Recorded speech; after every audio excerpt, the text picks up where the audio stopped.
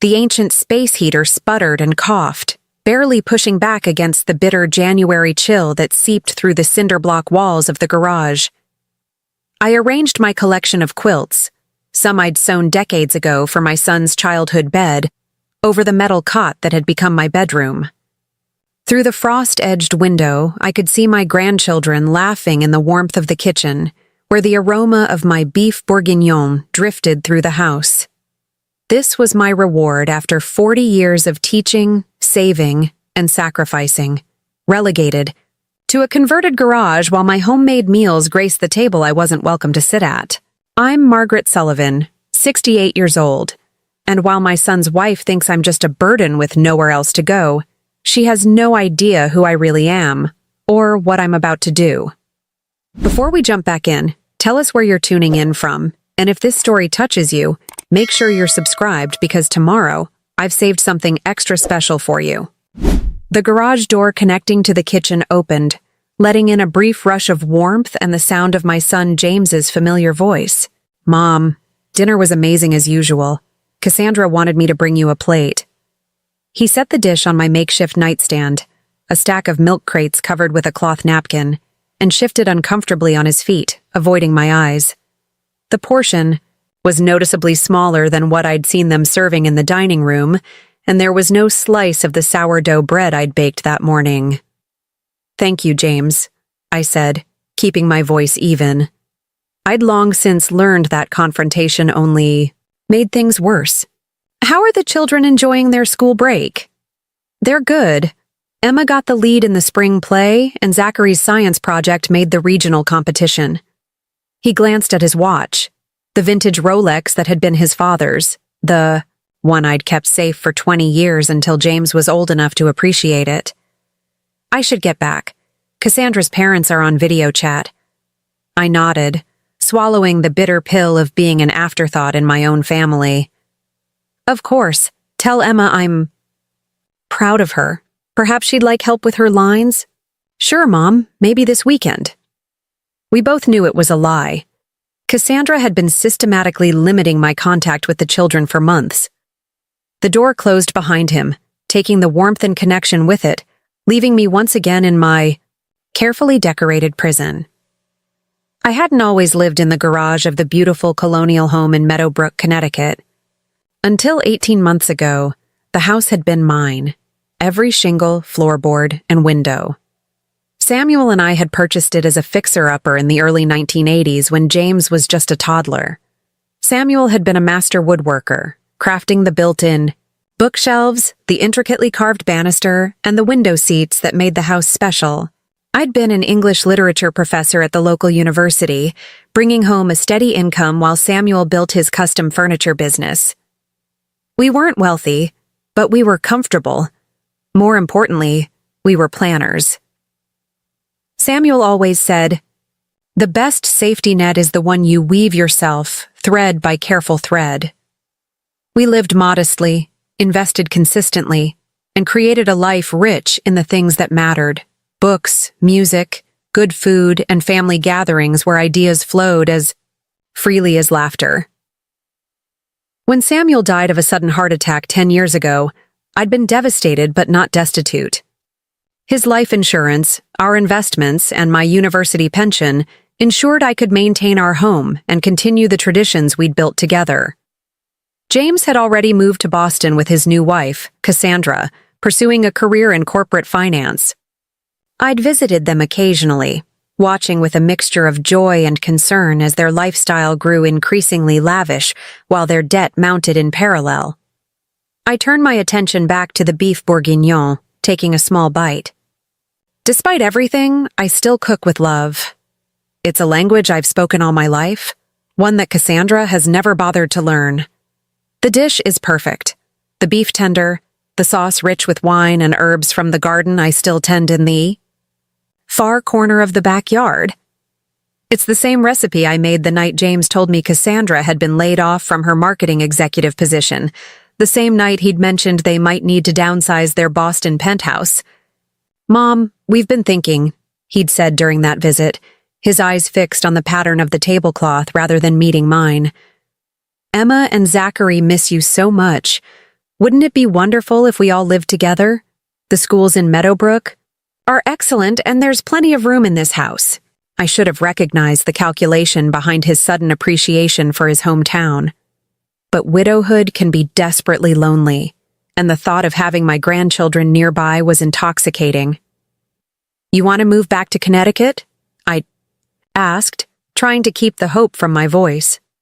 Actually, we were thinking it might make sense for you to sign the house over to us, Cassandra interjected smoothly. For estate planning purposes.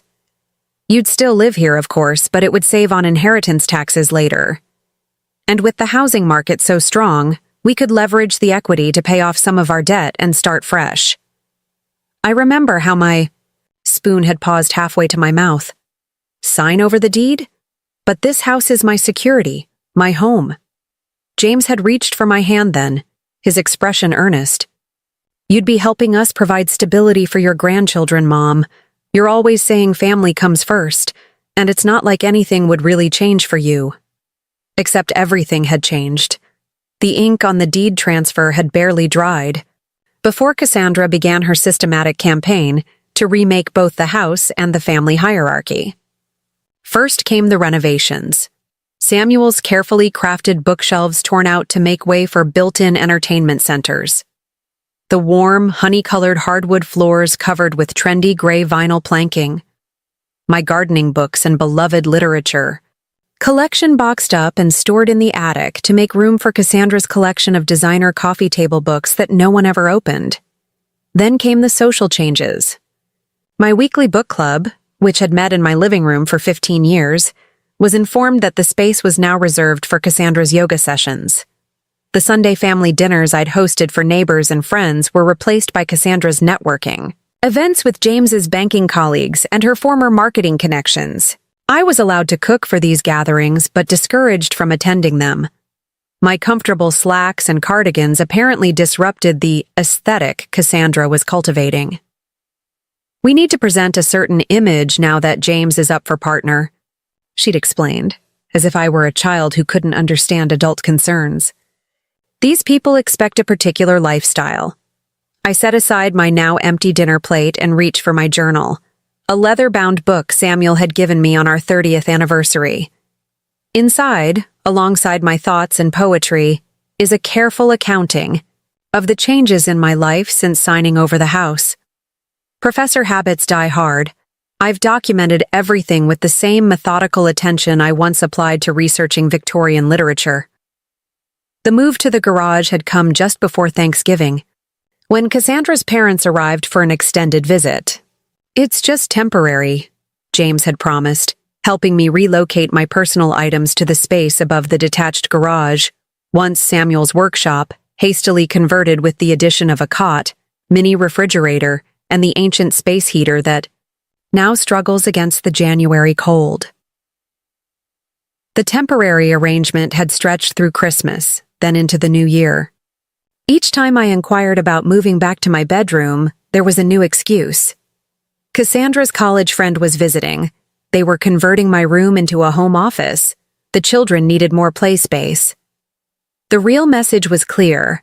There was no longer a place for me in the home I had built.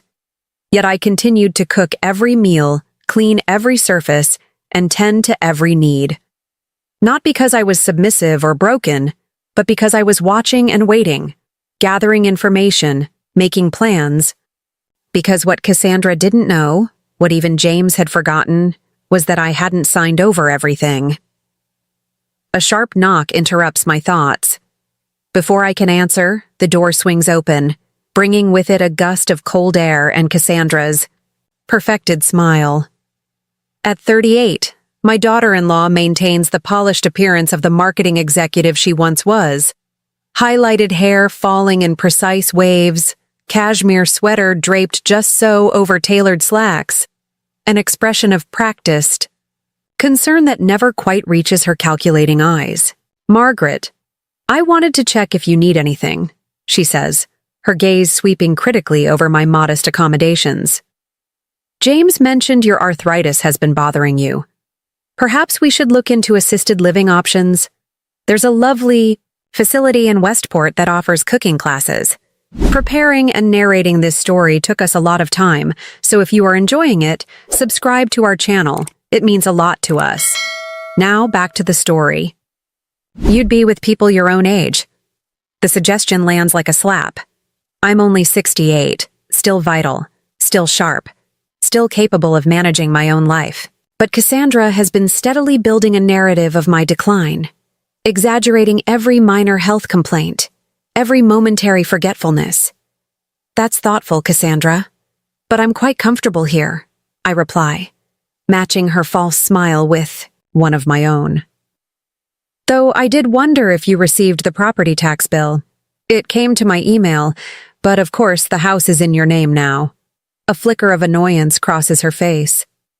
The property taxes on the Colonial are substantial, something Cassandra hadn't fully calculated when orchestrating the transfer.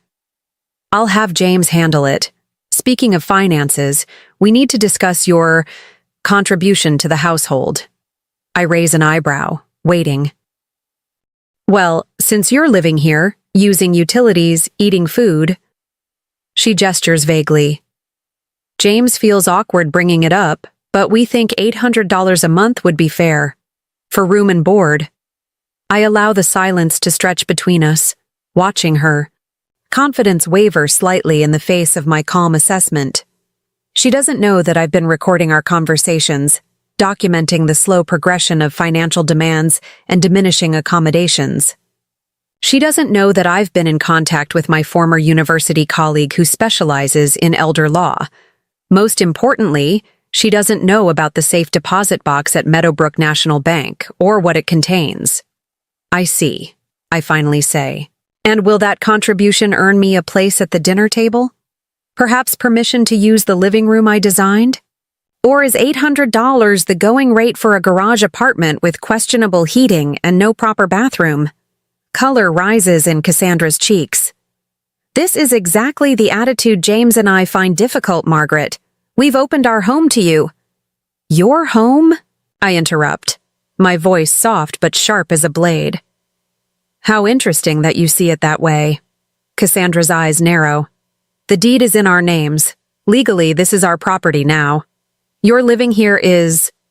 a courtesy. A courtesy, I repeat, tasting the bitterness of the word. Like the courtesy of allowing me to cook your meals, clean your house, care for your children when your nanny calls in sick. Those kinds of courtesies?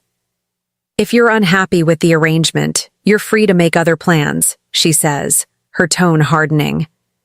Though on a teacher's pension, I imagine your options are limited. Little does she know. I've allowed this misconception to persist, that my financial resources are limited to my modest pension. Neither James nor Cassandra has bothered to ask about the proceeds from Samuel's life insurance, our investments, or the patents on Samuel's furniture designs that still generate royalties. They see what they expect to see, a helpless widow dependent on their grudging charity. I'll think about your offer, I say, turning back to my journal in a clear dismissal. Please let Emma know I'm available if she needs help with her lines for the play. Cassandra lingers, perhaps surprised by my lack of argument, perhaps suspicious of my calm. James and I are attending a fundraiser this Saturday. We'll need you to watch the children. Not a request, a statement. I nod without looking up. Of course. When the door finally closes behind her, I release a long breath and open my journal to a fresh page. At the top, I write, January 15th. Phase 1 complete. Below that, I begin a detailed account of our conversation, noting Cassandra's exact words, her demeanor, and her demands. Then I reach for my phone, not the outdated flip phone I use around the house, but the smartphone I keep charged and hidden in a hollowed-out copy of Jane Eyre. I scroll to a contact labeled simply EL and type a brief message. Time to move forward. Can you meet tomorrow? The response comes almost immediately. Noon, the usual place. Bringing the documents you requested.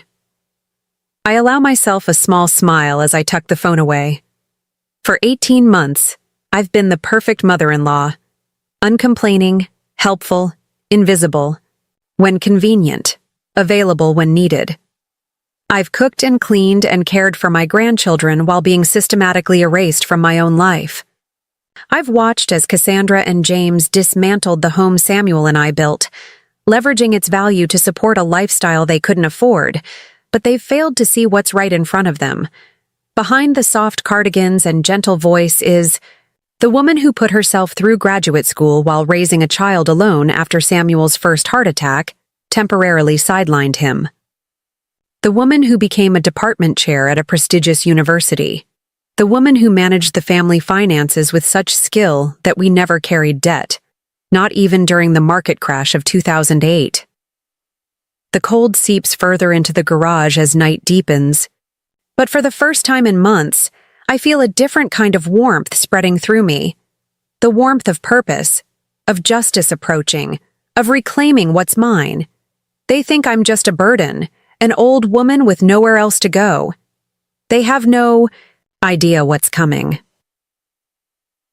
Morning light filters weakly through the single window of my garage dwelling, casting long shadows across the cement floor. I've been awake for hours, my sleep disturbed by both the persistent cold and the weight of anticipation. Today I meet with Eleanor Lawton, my former student, dear friend, and one of Connecticut's most formidable estate attorneys. In my university days, colleagues called us the literary lioness and the legal eagle. Together, we'd navigated department politics, curriculum reforms, and the occasional scandal with strategic precision. Now, we were about to embark on a different kind of campaign. I dress carefully in layers, thermal underwear beneath corduroy slacks and a wool sweater, topped with the camel hair coat Samuel gave me for our 25th anniversary. To Cassandra, I'll appear as the dowdy mother-in-law heading to my weekly library volunteering session. She doesn't need to know about my other appointments. The main house is already bustling with morning activity when I slip through the side entrance to prepare breakfast. This has become my unspoken duty, having meals ready precisely when needed, then vanishing before I become an inconvenience. Today, I'm laying out a spread of French toast, fresh fruit, and maple sausages when Emma bursts into the kitchen, her 10-year-old energy a welcome brightness. "Grandma, I memorized all my lines for the play." She flings her arms around my waist, her face tilted up with a gap-toothed smile that squeezes my heart. "Will you help me practice?" "I'd love nothing more," I tell her, smoothing her auburn hair. "So, like her grandfather's." "What time would work for you?" "After school? I could come to your room and we could—" "Emma." Cassandra's voice cuts through our moment, sharp as a kitchen knife. "Don't bother grandmother with your play. She's busy with her activities." She sweeps into the room in her designer exercise wear, tossing an empty protein shake bottle into the recycling with practiced casualness. "Besides, we've hired Ms. Patterson from the community theater to coach you properly." Emma's arms loosen around me. "But Grandma was a literature professor. She knows Shakespeare." "That was a long time." "Uggo, sweetie." Cassandra pours herself coffee from the pot I brewed. "Things have changed in education since then. More modern approaches." She glances at me with a thin smile. "No offense, Margaret." "None taken," I reply, though the barb stings. "I taught Shakespeare for over 30 years, directed the university theater program for 5, and published 3 well-received books on theatrical interpretations of classic literature. But in Cassandra's narrative, I'm just an outdated old woman whose accomplishments have faded into irrelevance." "The French toast looks lovely," she continues, checking her fitness watch. "Though I'll just have fruit. We're trying to cut down on refined carbs, remember? Perhaps you could prepare something more health-conscious tomorrow." "Of course." I hand Emma a plate, catching her eye with a secret wink. Zachary usually wakes up at 7:15. His lunch is packed in the blue container, the one with the solar system stickers. Extra apple slices, no peanut butter. I think I can manage my own children's breakfast. Cassandra says with an edge to her voice. I nod and gather my purse, a well-worn leather satchel that's carried student papers, lecture notes, and now my evidence against the slow erosion of my dignity. I'll be back around 4. The beef stew for dinner is already in the slow cooker. Just turn it to low at noon. As I head for the door, James appears, his tie half knotted, phone pressed to his ear. He gives me a distracted wave but doesn't interrupt his call, something about quarterly projections and client portfolios. I remember a different James, the boy who built birdhouses with his father, who read poetry aloud on our porch swing, who swore he'd never be defined by material success. The garage door opens to a crisp January morning, the kind that turns breath, to clouds and makes the snow crunch underfoot. I make my way carefully down the driveway, past Cassandra's gleaming SUV and James's least luxury sedan. My 10-year-old Volvo, practical, reliable, and paid for, waits at the curb, a physical embodiment of the values that once defined our family. As I drive toward town, my mind drifts back to the day everything changed, the day I signed away, my home. It wasn't a sudden decision, though James and Cassandra had certainly pressed for quick action. The market's at its peak, they'd insisted. If we wait, you could lose thousands in potential equity. There had been warning signs, red flags I'd chosen to ignore because acknowledging them meant accepting a painful truth. My son had become someone I no longer recognized. The transformation had begun during James's final year at Dartmouth, when he'd switched his major from environmental science to finance. There's more opportunity, he'd explained during a rare visit home. I can always support environmental causes once I've established myself. Samuel had been concerned, sharing his worries with me late at night. Money changes people, Maggie. Not the having of it, but the relentless pursuit. Then came Cassandra, whom James met at a networking event in Boston. She was beautiful, ambitious, and laser-focused on projecting the right image.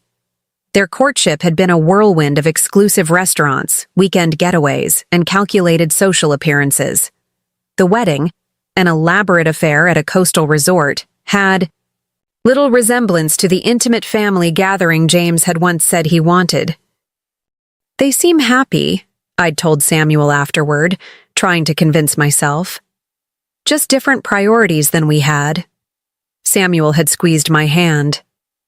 The problem with building a life on appearances, Maggie, is that you can never stop maintaining the facade. It becomes a hunger that's never satisfied. He was right, as he so often was. James and Cassandra's lifestyle expanded to match each salary increase and promotion. The starter condo became a luxury apartment, then the penthouse. Designer clothes, exclusive memberships, lavish vacations, each acquisition seeming to necessitate the next. They carried the trappings of success, but beneath the surface lurked mountains of debt. Student loans, car leases, credit cards, a mortgage that stretched even James's substantial income. I didn't know the full extent of their financial precarity until after Samuel's death. James had called with increasing frequency, our conversations gradually shifting from family news to probing questions about my finances. "Just want to make sure you're taken care of, Mom," he'd say. "Dad would want me to look out for you."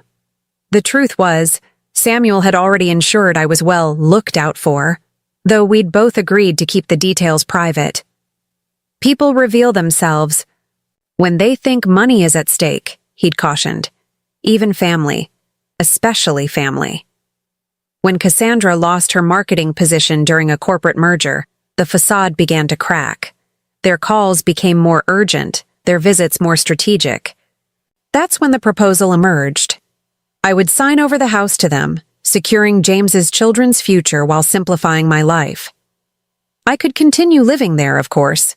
Nothing would really change, except Samuel wasn't there to remind me of our plan to bolster my resolve. Grief and loneliness had worn away my defenses, making the prospect of a house filled with family again irresistibly tempting. So I'd agreed, but not without taking precautions. Before signing the deed transfer, I'd met with Eleanor and executed the contingency plan Samuel and I had established years earlier. The contents of the safe deposit box, the separate accounts, the cabin in Vermont that James had forgotten existed, all secured beyond the reach of my son's financial desperation or Cassandra's calculating ambition. My reverie breaks as I pull into the parking lot of Meadowbrook Library, a stately brick building where I still lead a monthly literature discussion group. Inside, I exchange pleasantries with the staff, drop off the novel I've finished, and proceed to the private study room I've reserved. Eleanor is already waiting, her silver hair cut in a no-nonsense bob, reading glasses perched on her nose as she reviews a stack of documents. "Margaret," she rises with a warm smile that quickly fades to concern. "You've lost weight, and that cough doesn't sound good." "Unheated garage living isn't particularly conducive to good health," I reply dryly, setting my satchel on the table. "But I'm managing." Eleanor's eyes flash with the same indignation that made her a formidable presence in courtrooms across the state. "This has gone on long enough. When you first told me about the garage situation, I thought surely they'd come to their senses within a week. Cassandra doesn't have senses to come to, only calculations." I sink into the chair across from her, feeling the weight of months of indignities pressing down. "Last night, she informed me I'm expected to pay $800 a month for the privilege of sleeping in their garage and cooking their meals." Eleanor mutters something that wouldn't be appropriate in her professional circles. "Have you documented everything as we discussed?" I nod, removing my journal from the satchel. Every conversation, every change to my living situation, every promise broken. I've also recorded several interactions. I place my smartphone on the table. "Connecticut is a one-party consent state for recordings, correct?" "It is." She taps a manicured nail against the table. "And you've never confronted them directly about the conditions or their failure to honor the verbal agreement about your living arrangements?" "I've made inquiries about returning to my original bedroom, but I've never explicitly challenged the overall arrangement. I wanted to see how far they would go. And now you know." Eleanor opens a folder emblazoned with her law firm's logo. "They'll go exactly as far as you allow them to, and then one step further. It's time to execute our plan. I've prepared everything as we discussed. For the next hour, we review documents, update financial arrangements, and finalize the timeline for what Eleanor calls Operation Restoration. By the time we finish, a calm certainty has replaced my earlier anxiety. The path forward is clear, each step carefully considered. "What about the grandchildren?" I ask, the one concern that still causes my resolve to waver. "Emma and Zachary are innocent in all this." Eleanor's expression softens. "Your relationship with them is protected in every document. In fact, I've included specific provisions for their education and well-being that can't be touched by James or Cassandra. You're not just recovering your dignity, Margaret. You're preserving their future." This reassurance steadies me. Everything I've endured, the cold nights, the subtle humiliations, the gradual erasure of my presence in my own home, has been in part because I couldn't bear to be separated from Emma and Zachary. James might have forgotten the values his father and I taught him, but his children still have a chance. We part with a firm plan in place, the first actions to begin tomorrow.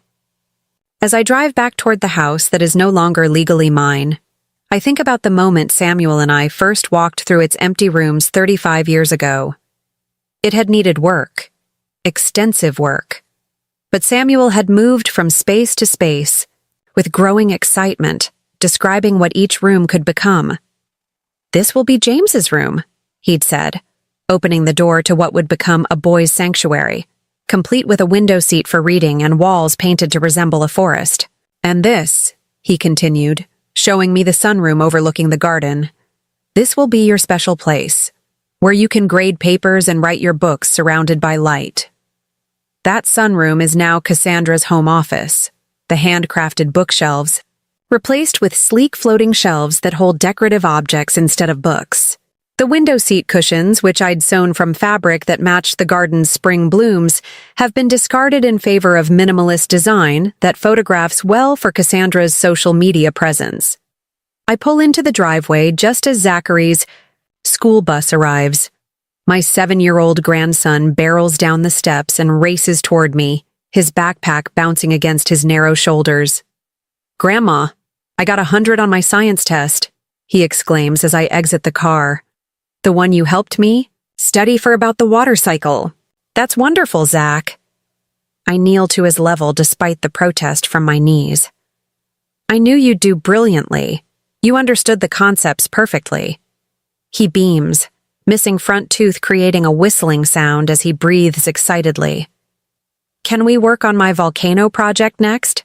Jimmy Watson said his dad's gonna help him make one that explodes real lava, but I told him that's impossible because real lava is over 1,000 degrees and it would burn down the school."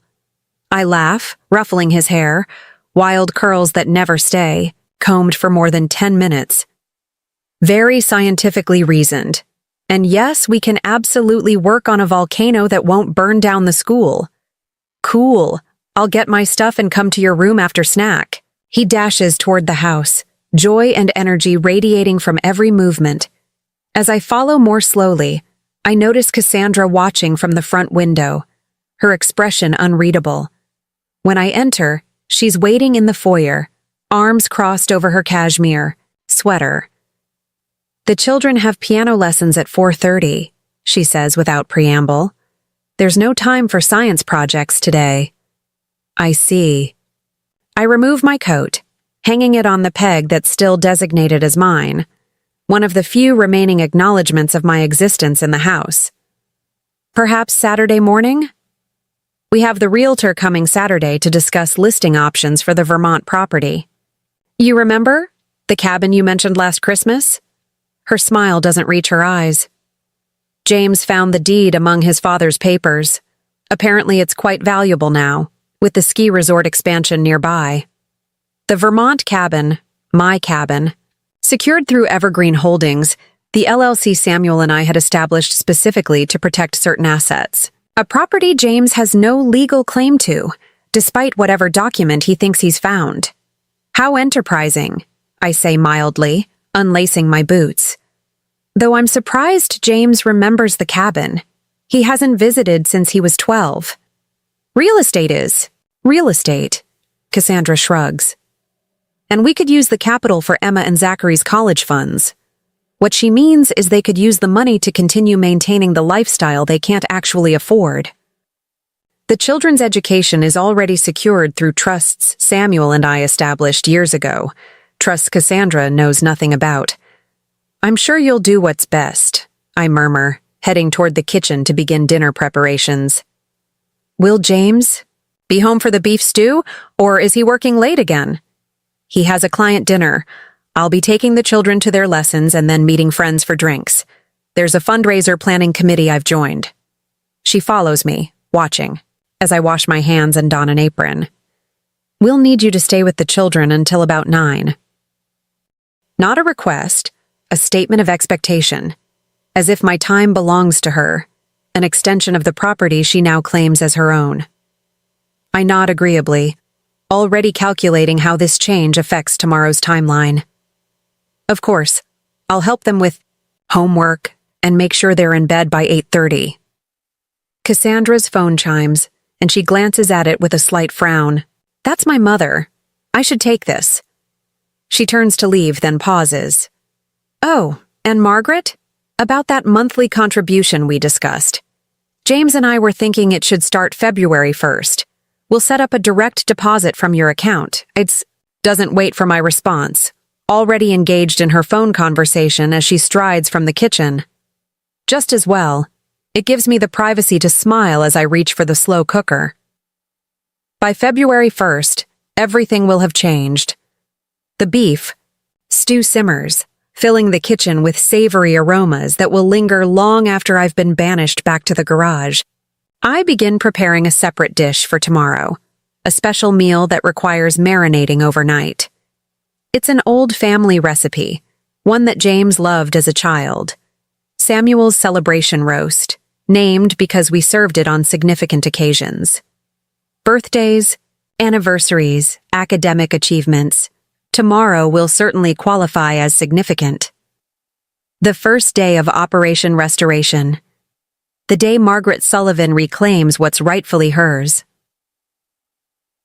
As I slice herbs from my windowsill garden, I hear Zachary's footsteps thundering down the stairs. He appears in the doorway, clutching his science folder and a box of art supplies. "Can we work in here, Grandma? It smells so good." "Absolutely."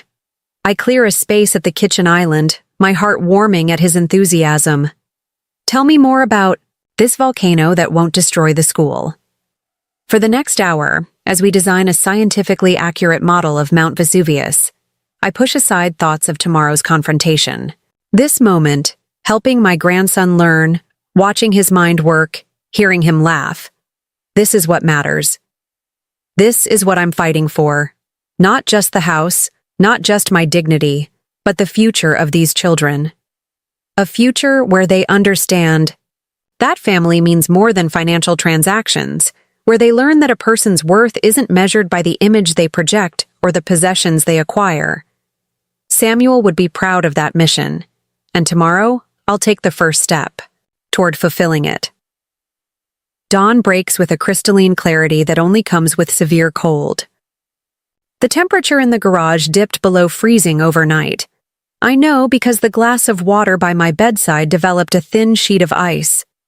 The space heater gave up around 2 a.m., its ancient motor finally surrendering after decades of service. I spent the remainder of the night huddled under every blanket I own, dozing fitfully, my breath clouding the air with each exhale.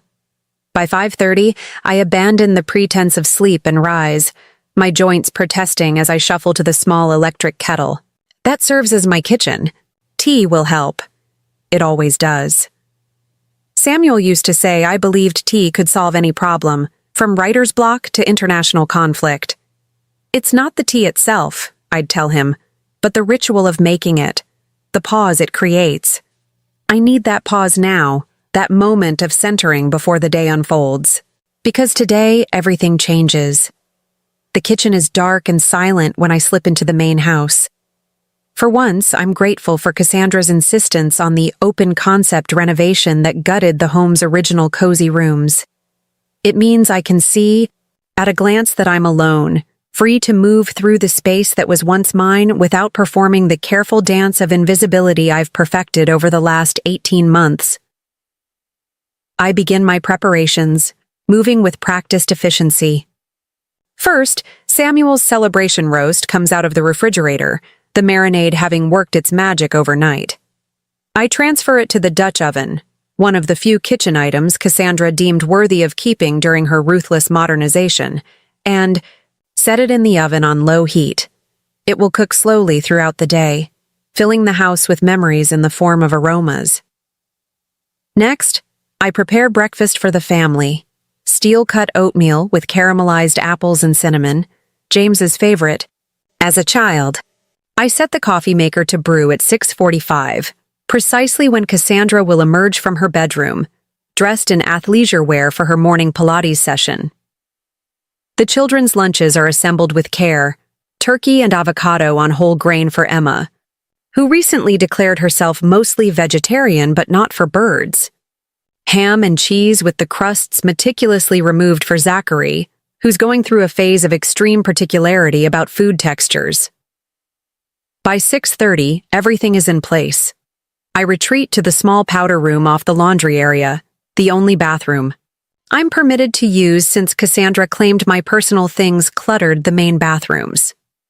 From my apron pocket, I withdraw a small cosmetics bag containing items I haven't used in months: mascara, blush, tinted lip balm. Small acts of reclamation. The face that looks back at me from the mirror is both familiar and strange. The bone structure that once turned heads is still there beneath the new lines. My silver hair, which I've always worn long, has lost some of its luster from months of stress and poor nutrition. But my eyes, Samuel always said they were my most striking feature, remain clear and determined, the deep blue that Emma inherited. I apply makeup with a light hand, just enough to bring some color back to my face. Then I twist my hair into a simple chignon, securing it with the silver pins Samuel gave me on our first anniversary, when we could barely afford essentials. Beautiful things matter, he'd said, especially when they're not necessary. When I emerge, Cassandra is already in the kitchen, scrolling through her phone while the coffee I prepared steams in her monogrammed mug. She looks up with a slight frown. "You're dressed up," she observes, her tone suggesting this is somehow inappropriate. I'm wearing simple black slacks and a cranberry sweater, hardly formal attire, but a significant departure from the faded house dresses and cardigans I've adopted as protective camouflage. "I have errands in town today," I reply, busying myself with wiping down the already spotless counter. "The Philanthropic Society is having its winter luncheon." This is a calculated disclosure. Cassandra knows about my involvement with the Meadowbrook Philanthropic Society. She's attempted to leverage it several times to gain access to the old money circles of Connecticut society. What she doesn't know is the true extent of my standing in that organization, or that today's luncheon is actually an emergency board meeting I've called as committee chair. Oh, her interest visibly sharpens. "At the country club, perhaps? I could join you. I've been meaning to discuss the spring fundraiser with Diane Hollister." Diane Hollister, whose family founded Meadowbrook, has famously declined all of Cassandra's attempts at social connection. A fact that clearly rankles my daughter-in-law. Members only for this meeting, I'm afraid. I pour myself a cup of coffee, noting with satisfaction how the simple act of claiming space in the kitchen seems to unsettle her. The oatmeal is ready whenever the children come down. James appears, adjusting his tie, his phone already pressed to his ear. Another early call with the Tokyo office. Another day of chasing the financial success that seems perpetually just beyond his grasp. He nods at me, then does a subtle double take at my appearance before turning his attention to Cassandra. "Peterson wants the Davidson portfolio restructured by noon," he says after ending his call. "I'll need to go in early." "But you promised to take the paperwork to the Vermont realtor today," Cassandra replies, her voice taking on the edge that appears whenever plans change. "The cabin listing is time-sensitive with the resort expansion. The cash would really help with—" She stops abruptly, glancing at me. I pretend not to hear, focusing on preparing a bowl of oatmeal for Zachary, who has shuffled into the kitchen in dinosaur pajamas, his hair sticking up in all directions. "We'll discuss it later," James says, his tone making it clear he doesn't appreciate the near slip. He grabs his briefcase, drops a quick kiss on Cassandra's cheek, and ruffles Zachary's hair. "Have a good day, champ. Crush that spelling test." "Bye, Dad," Zachary mumbles through a mouthful of oatmeal. "Grandma, can you help me practice my words before school?" "Of course, sweetheart. Let me see your list." I sit beside him, aware of Cassandra's thin-lipped disapproval. She's been trying to minimize my academic influence on the children, insisting that educational methods have evolved significantly since my teaching days. Emma arrives next, already dressed in her schooler uniform with her auburn hair neatly braided. Unlike her brother, she's immediately aware of the subtle tension in the room, her perceptive gaze moving from her mother's rigid posture to my unusually polished appearance. "You look pretty, Grandma," she says, giving me a quick hug before sliding onto a stool. "Is that sweater new?" "Thank you, dear. It's actually quite old, I just haven't worn it in a while." The sweater, a gift from Samuel, had been carefully stored in one of the boxes Cassandra relegated to the garage attic. I'd retrieved it last night, along with several other items I'd need for today. Cassandra checks her watch with an exaggerated gesture. "Emma, hurry with your breakfast. Ms. Patterson is coming early to run through your monologue before school." "But Grandma's helping Zachary with spelling. She could help me too. She knows Shakespeare." "Ms. Patterson is a trained drama coach who works with children," Cassandra replies, the implication clear. I am neither trained nor relevant in her estimation. I bite back the retort that rises to my lips. Not yet. The time for confrontation isn't quite right. Your mother knows best, I tell Emma, though the words taste false. Enjoy your session with Ms. Patterson. Perhaps you can recite your monologue for me this weekend. The morning proceeds with its usual choreographed efficiency. Children fed, dressed, and dispatched to their respective activities. Cassandra rushing out for her Pilates class, pausing only to remind me that the house needs to be spotless for her book club this afternoon. These women have impeccable homes, she emphasizes, as if I might not grasp the importance of appearances. At 8:30, the house falls silent. I stand in the middle of the kitchen, allowing myself to really see what's become of the home Samuel and I created. The warm yellow walls now painted a sterile gray. The children's artwork, once proudly displayed, on the refrigerator, replaced by minimalist magnets that hold nothing. The dining room table where we'd hosted decades of family meals now serves as a backdrop for Cassandra's carefully curated social media presence. I move through each downstairs room, mentally cataloging what's been lost and what remains.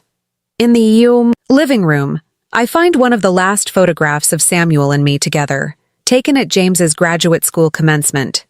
It's been shifted to a less prominent position, partially obscured by a large designer vase that never holds flowers. The grandfather clock in the hallway, Samuel's first major furniture commission, still stands, though Cassandra has complained about its chiming disrupting her sleep. I run my hand along its walnut case, feeling the grain of the wood Samuel had selected with such care. Inside the case, tucked into a hidden compartment he designed, is the key to his workshop behind the garage, a space Cassandra hasn't managed to infiltrate because she doesn't know it exists. The separate entrance is concealed by the massive hydrangea bushes I've strategically allowed to grow wild on that side of the property. At 9:15, precisely on schedule, my phone chimes with a text. From Eleanor. Court records filed. Notifications will be delivered by 11 a.m. Are you prepared for potential fallout? Everything is in place, I respond. Meeting the board at noon. Contractors arrive at 2. Her reply is immediate and bolstering. Samuel would be proud. Stand firm. Slip out the back door and make my way to Samuel's workshop. Unlike the converted living space above the garage where I've been exiled, this sanctum remains exactly as he left it.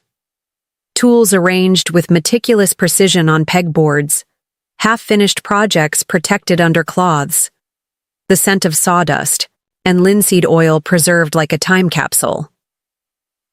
From the built-in cabinet, I retrieve the leather portfolio Samuel and I prepared in those final difficult months of his illness. Inside are duplicates of the documents Eleanor filed this morning, proof of ownership for the Vermont cabin through Evergreen Holdings, financial records showing the systematic diversion of funds from my accounts to James and Cassandra's over the past year, and most crucially, the original agreement signed by both James and Cassandra, stipulating the conditions under which the house deed was transferred. Conditions they have systematically violated, documented in exhaustive detail in my journal.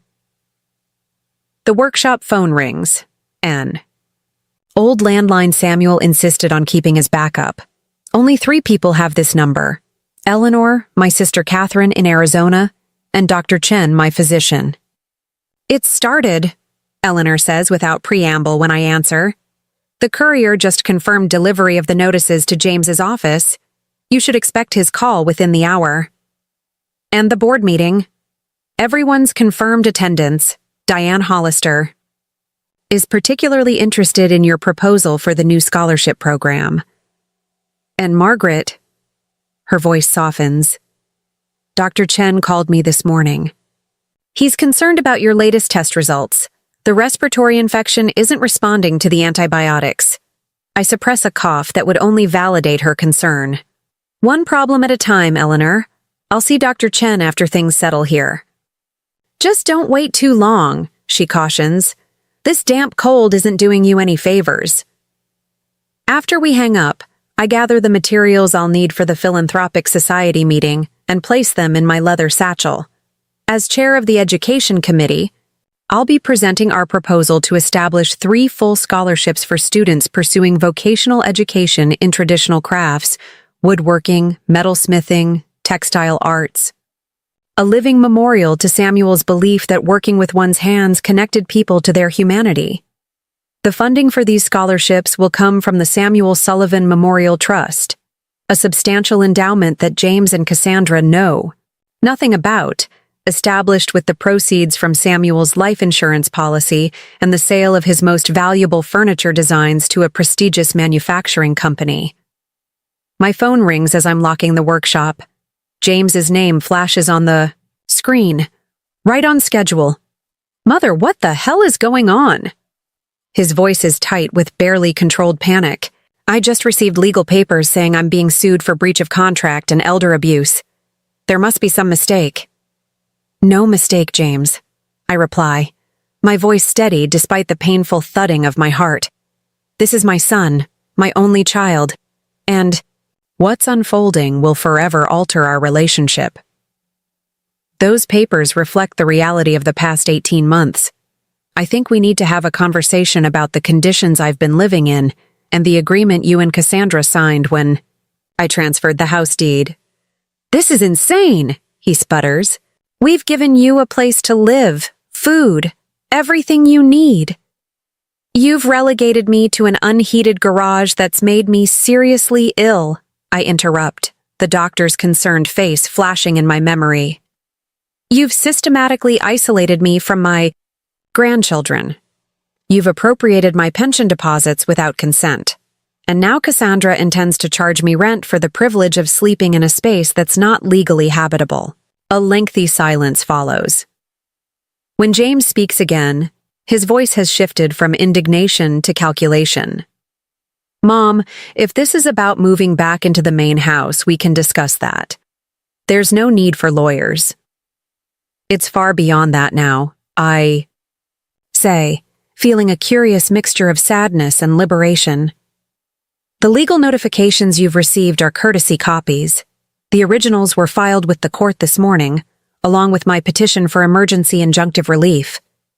Judge Harriman has already signed the order. Judge, how do you even know Judge Harriman? The confusion in his voice would be almost comical if the situation weren't so painful. James has no idea who his mother actually is, the life I've lived, the connections I've maintained. Barbara Harriman was my student before she was a judge, I explain. As were 3 of the partners at Lawton, Bennett & Crane, the firm representing me. Eleanor Lawton and I have been friends for 30 years. Another stunned silence. Then, more desperately, Mom, whatever Cassandra has done to upset you, I'm sure we can work it out, as a family. That's what I wanted 18 months ago, when I signed over the house. A family arrangement based on mutual respect and care. Instead, I got exploitation and neglect. My voice catches despite my resolve.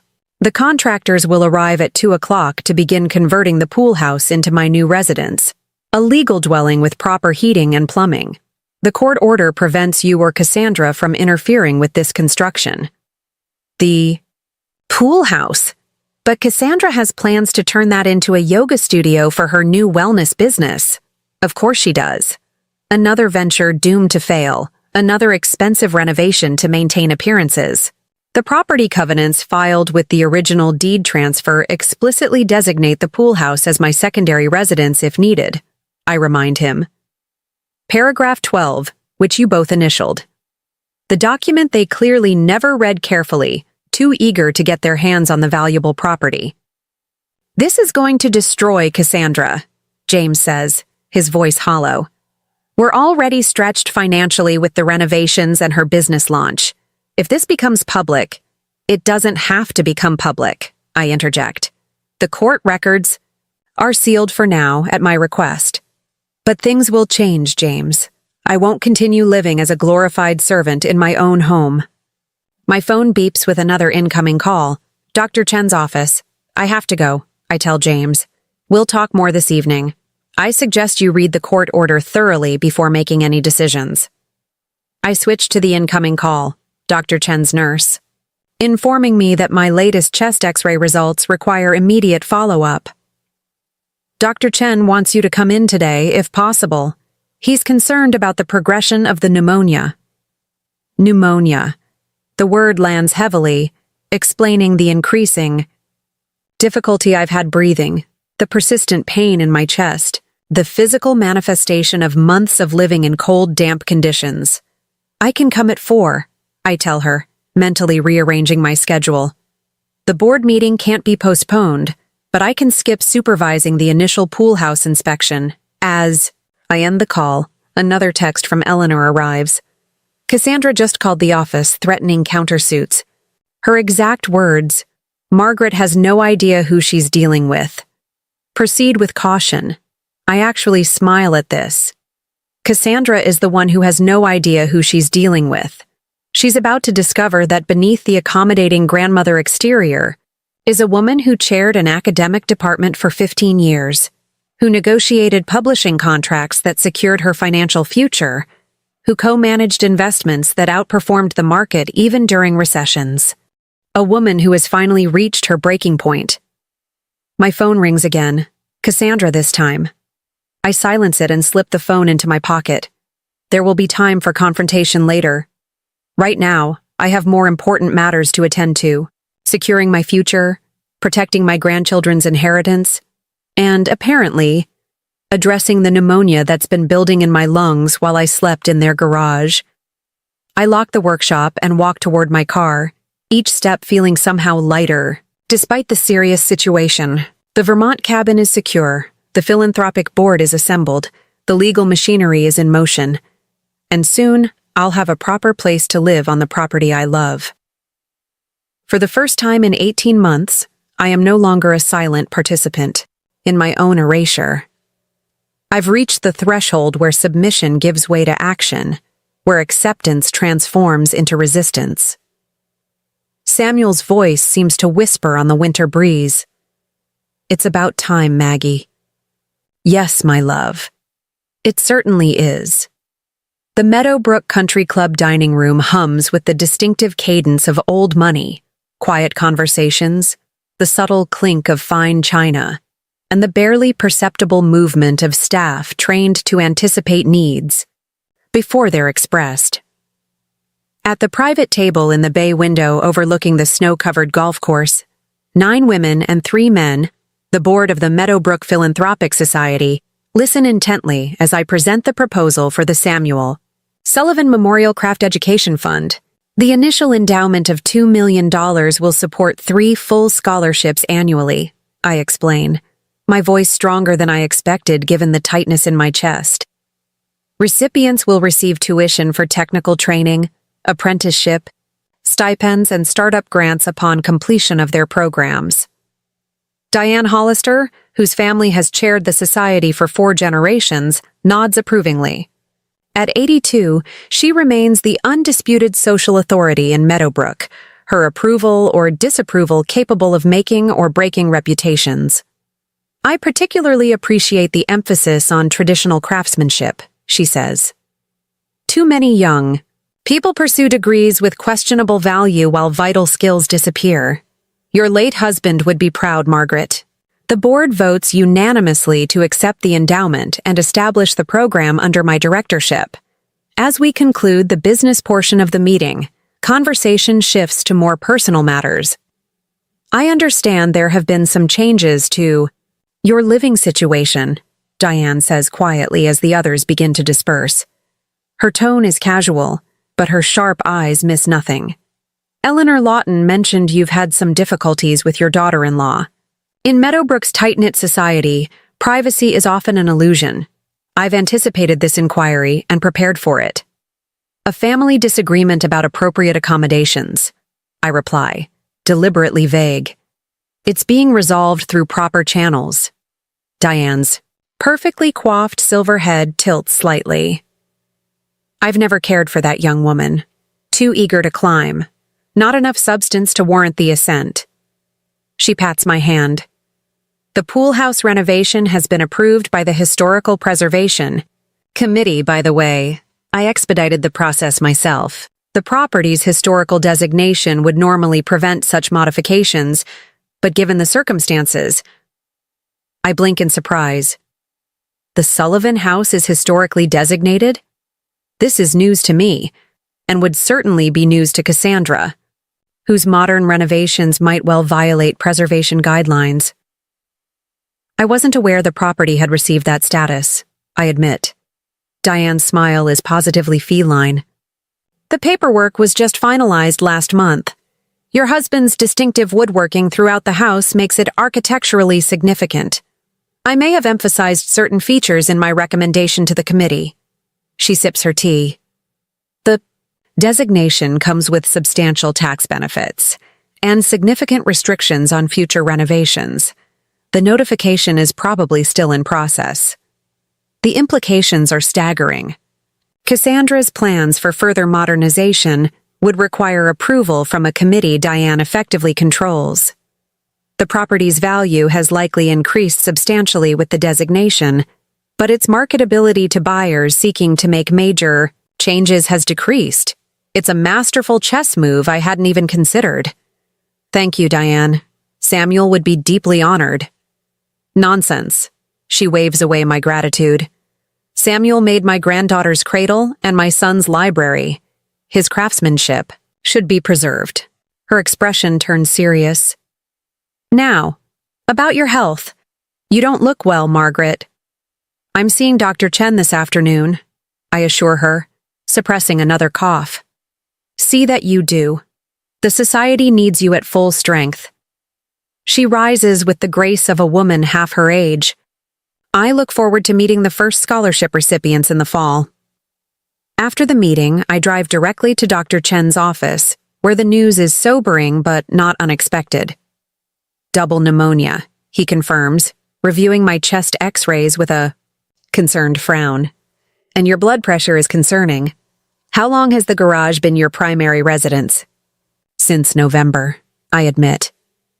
The heating is inconsistent. His expression tightens with professional displeasure. This is elder neglect, Margaret. As your physician, I'm obligated to report it. That won't be necessary, I assure him. Legal? Proceedings are already underway. I'll be moving into properly heated accommodations today. He seems skeptical, but continues with his examination, prescribing a course of stronger antibiotics, an inhaler for the inflammation, and most alarmingly, supplemental oxygen for nighttime use. I want you hospitalized, he says frankly. But knowing you, you'll refuse. I have too much to oversee today, I confirm. Perhaps tomorrow if necessary. He sighs with the exasperation of a doctor whose reasonable medical advice is being set aside. At minimum, you need rest, warmth, and proper nutrition. Your body can't fight infection under the conditions you've described. He writes another prescription. This is for a sedative to help you sleep. Use it tonight after you're settled in your new space. I thank him and gather the prescriptions, promising to check in tomorrow. The oxygen equipment will be delivered to the pool house by evening, another piece of evidence in the legal proceedings that's now unavoidable. By the time I return to the Sullivan house, the driveway is crowded with vehicles, a contractor's truck, Eleanor's sleek sedan, and surprisingly, James's car. He should be at work, handling the crisis with the Davidson portfolio he mentioned this morning. His presence suggests the legal notifications have created a larger disruption than anticipated. As I park on the street, my phone chimes with a text from Eleanor. Inside with James, Cassandra on her way from yoga retreat. Contractors assessing pool house. Judge Harriman called. She's expedited the TRO hearing to tomorrow morning. The temporary restraining order hearing, originally scheduled for next week, moved to tomorrow. This accelerated timeline changes the dynamics significantly. I need to ensure the pool house is ready for occupation tonight, as I'll need to present evidence of my new living conditions to the court. I make my way around the side of the house toward the pool area, avoiding the main entrance. The heated pool, Samuel's gift for my 50th birthday, has been covered for winter. the surrounding patio furniture stored away. The pool house itself is a charming structure designed to complement the main residence, with cedar shingles, and the same distinctive window casings Samuel crafted for the colonial. Inside, 2 contractors are taking measurements while Eleanor makes notes on a legal pad.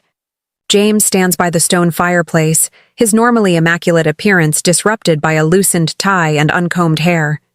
He looks up when I enter, his expression a complex mixture of anger, confusion, and what might be guilt. "Mom," he begins. Then stops, apparently unsure how to continue in front of witnesses. Eleanor steps forward, professional and composed as always. "Margaret, these gentlemen are from Riverside Contractors. They believe the pool house can be made habitable by tonight with temporary measures. The full renovation will take approximately 3 weeks. The lead contractor, a burly man in his 50s, nods respectfully.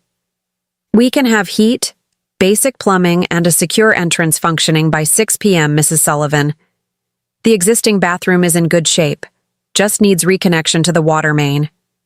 We've brought temporary heating units that will keep the space comfortable until the permanent system is installed." "Thank you, Mr." "He attempted to," I reply honestly. "It didn't go as planned." A long pause, then, "I'm sorry, Mom, for everything. Words are easy. Actions matter more. But it's a start, perhaps the first genuine communication we've had in months." Outside, I hear the Wong's car pull away. One battle concluded, but the war is far from over.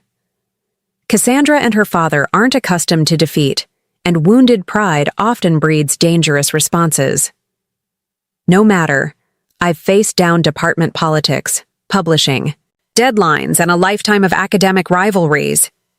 I've navigated widowhood and rebuilding a life alone.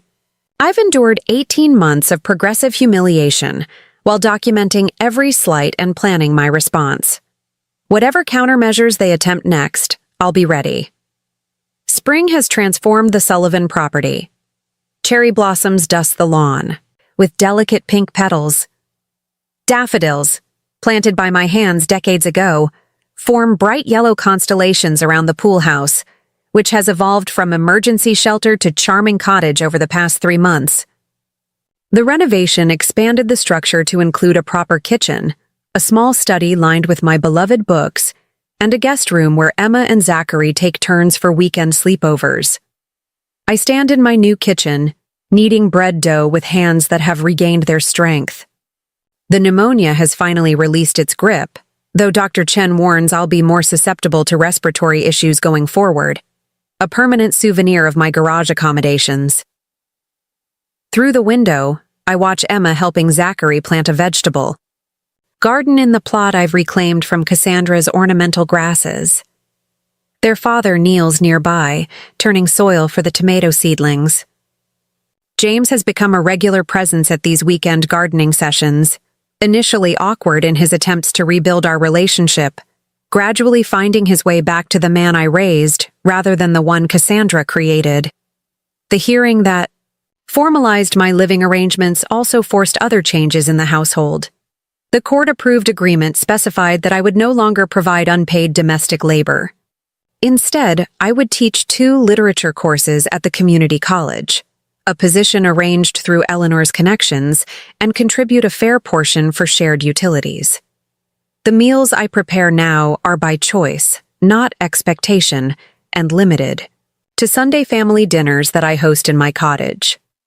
Cassandra's response to these changes has evolved from cold fury to resigned pragmatism. Her yoga studio now operates from rented space in town, financed largely by the Samuel Sullivan Memorial Fund's community outreach program, a delicious irony that Eleanor particularly appreciated. The historical designation of the main house prevented further modernization and significantly impacted their renovation plans, though the upside was a substantial tax benefit that helped stabilize their precarious finances. The doorbell chimes, interrupting my reflections. Through the window, I see Catherine's rental car in the driveway. My sister has flown in from Arizona for an extended visit. her first since Samuel's funeral. In her calls, she's taken to calling me Phoenix Margaret, claiming I've risen spectacularly from the ashes of widowhood and exploitation. I wipe flour from my hands and open the door to her warm embrace. "Look at you," she exclaims, stepping back to assess me properly. "Color in your cheeks, fire in your eyes, a far cry from the woman I spoke to at Christmas who could barely breathe between coughs. Amazing what proper heating and basic dignity will do for one's constitution," I reply dryly, ushering her inside. Catherine tours the cottage, approving the thoughtful touches that make it distinctly mine. Samuel's woodworking tools mounted as art on the living room wall. My academic awards displayed alongside family photographs, the reading nook with its cushioned window seat overlooking the garden. "You've created something remarkable here," she observes, settling into a chair with the tea I've prepared. "Not just the physical space, but what it represents. A reclamation." Through the window, we watch James approach with the children, hesitating at the garden gate. "He's still walking on eggshells," Catherine notes. "Healing takes time," I reply. "For all of us." I wave them in, and the children burst through the door with weekend overnight bags and excited chatter about the movie night I've promised. "Dad's coming too," Zachary announces. "Mom has a client dinner, so Dad's staying for the movie." James hovers in the doorway, uncertain of his welcome in this new ritual that has so far included only his children. "If that's all right with you, Mom?" "Of course." I make space for him at the table where Catherine is already pouring additional tea. We're watching The Princess Bride. The children have never seen it. "Dad's favorite," James says softly, the shared memory creating a momentary bridge across the damage of the past year. As we settle into the evening routine, fresh bread with soup, a movie with popcorn, the children gradually drifting to sleep, in their designated spaces, I find myself observing the scene with a sense of quiet triumph. Not because I've won every battle, but because I've created something sustainable from what was nearly destroyed: my dignity, my place in the family, my relationship with my grandchildren. Cassandra remains a complicated presence in this new arrangement, maintaining a careful distance while grudgingly acknowledging the boundaries the court established. Howard Wong has retreated to Boston, his attempted intimidation tactics rendered ineffective by my unexpected resources and connections. The main house still stands as a physical reminder of what I built with Samuel, though I no longer view it with longing or regret. My true legacy lives in this moment. Emma's head resting against my shoulder as she fights sleep. Zachary sprawled across the rug with his dinosaur pajamas. James cautiously relearning how to be my son rather than Cassandra's husband. Catherine witnessing the family's slow healing. Later, after James has carried the sleeping children to their beds and departed with awkward but genuine thanks, Catherine and I sit by the fireplace Samuel built decades ago, now transplanted to my cottage. "You know," she says thoughtfully, "this isn't how most stories like yours end. Usually the elderly parent remains vulnerable, the exploitative children triumphant. I had advantages many don't, I acknowledge. Education, connections, financial resources I kept private, and Samuel's foresight." I glance at his photograph on the mantel. He always insisted we prepare for contingencies. Still, it took courage to use those advantages. To fight back when it would have been easier to continue diminishing yourself for peace in the family. I consider this as I watch the flames dance. Perhaps the greatest gift I've given my grandchildren isn't this cottage or the trusts for their education. It's the example that one doesn't have to accept erasure, that dignity isn't negotiable, that family obligation runs both ways. Outside, spring moonlight silvery the garden, where new growth promises future harvests. Within these walls, I've created a sanctuary not just for myself, but for the values I refuse to relinquish, a testament to resilience that will outlast whatever remnants of resentment still simmer in the main house. I am Margaret Sullivan, Professor. Emeritus, Widow of a master craftsman, grandmother to remarkable children, I have weathered illness, betrayal, and attempted erasure to reclaim my place in the world.